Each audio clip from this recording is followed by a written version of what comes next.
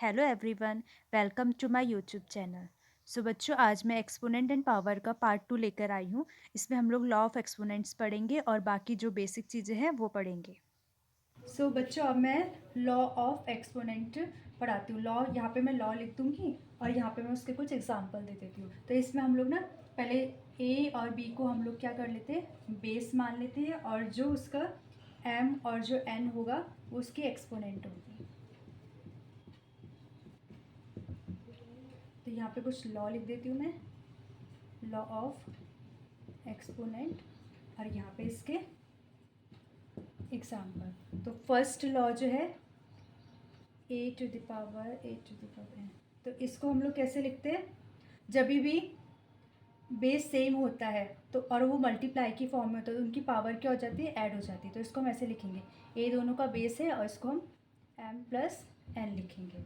अब एग्जाम्पल ले लेती हूँ मैं। यहाँ पे 6 की पावर यहाँ पे 2 ले लिया और यहाँ पे 6 की पावर 4 ले लिया। बेस सेम है ना, तो ऐसे मत करना कि 6 को 2 बार मल्टीप्लाई कर रहे हो या फिर 6 को 4 बार मल्टीप्लाई करो। बेस सेम है, 6 लिख लिया। अब पावर क्या कर हो जाती है इसमें, ऐड, क्योंकि इसका लॉ है 2 + 4। तो 6 की पावर क्या हो गई, 6 हो गई। अब इसके बाद आप लोगों से 6 को 6 बार मल्टीप्लाई कर लेना। ये था फर्स्ट लॉ। अब है सेकेंड लॉ। अगर ए की पावर एम होगी और ब्रैकेट क्लोज करने के बाद ये होगा ना, ए की पावर एम फिर ब्रैकेट के बाद एन, तो इसको हम लोग कैसे लिखते हैं, ये हमारा मल्टीप्लिकेशन के ही फॉर्म में होता है। तो यहाँ पे जैसे दे रखा है तो इसको कैसे लिखेंगे, मल्टीप्लाई कर लो, 2 4 जा क्या होता है 8, तो 6 को 8 बार मल्टीप्लाई कर देना। तो ये हो गया सेकेंड लॉ। फिर आता है थर्ड।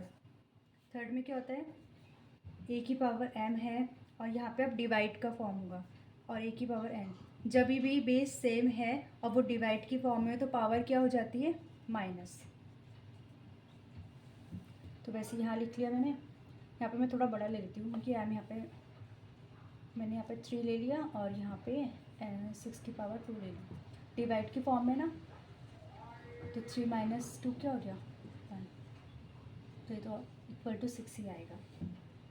ठीक है, तो एक इसको याद करने का ध्यान रखना कि हम मल्टीप्लाई जब भी करते हैं तो मल्टीप्लाई में हम लोग एडिशन करते हैं जब आंसर निकालते हैं। तो याद रखना मल्टीप्लाई है तो एडिशन होगा, और जब हम लोग डिवाइड करते हैं तो डिवाइड में रिमाइंडर लाने के लिए हम लोग क्या करते हैं, माइनस करते हैं। तो याद रखना डिवाइड में क्या होगा, माइनस होगा। अब फोर्थ लॉ है ए की पावर 0 = 1। किसी भी नंबर की पावर अगर 0 होगी ना तो उसका आंसर हमेशा 1 आता है। चाहे तुम लोग ये ले लो 10 टू द पावर 0, तो बिना कुछ देखे ही बस इसका आंसर क्या हो जाएगा, 1 हो जाएगा। चाहे कुछ भी हो, चाहे यहाँ पे 1000 भी क्यों ना लिखा हो और 0 पावर में है तो आंसर क्या माना जाता है, 1 माना जाता है। तो ये लॉ है ना, इन लॉ को ज़रूर याद रखना। 5 लॉ है। 5 वाला ना मैं यहाँ ऊपर लिख देती हूँ, मैं इसको रब कर देती हूँ।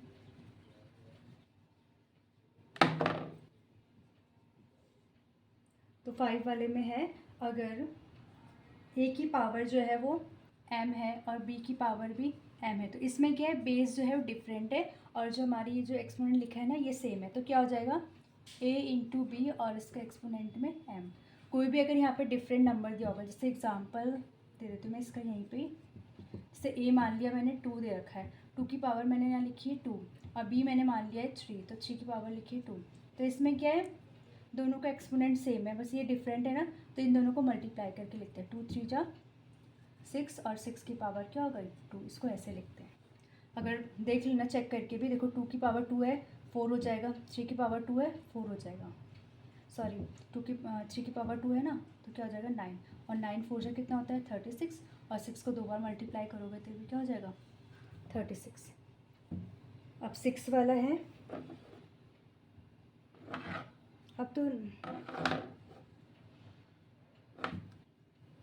पे लिखती हूँ मैं, इसको रब कर देती हूँ। 6 वाले में है, अगर किसी की भी पावर 1 होती है तो वो तो पता है सबको कि वो वही आएगा। कोई भी बेस है उसकी पावर 1 है तो मल्टीप्लाई करने की जरूरत नहीं, क्योंकि 1 है ना, तो आंसर सिर्फ जो बेस होगा उसको डायरेक्टली लिख लेना। जैसे 6 की पावर 1 है तो वो 6 ही माना जाएगा।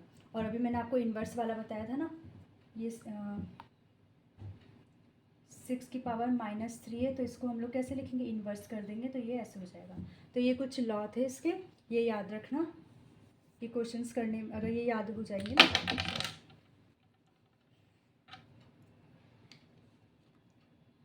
तो ये एक्सपोनेंट की जो ये लॉ है ना, ये याद रखना, फिर इससे क्या होता है आगे क्वेश्चंस जो आएंगे वो हमें ईजी पड़ जाएंगे। तो ये ध्यान रखना, क्योंकि नहीं तो फिर बच्चे क्या करते हैं, इनको जितना पावर होता है उतने मल्टीप्लाई करते रहते हैं। तो ईजी है ना, अगर बेस सेम है तो फिर पावर ऐड कर दीजिए, अगर बेस डिफरेंट है तो उसमें क्या करते हैं, उन दोनों नंबर को मल्टीप्लाई कर देते हैं।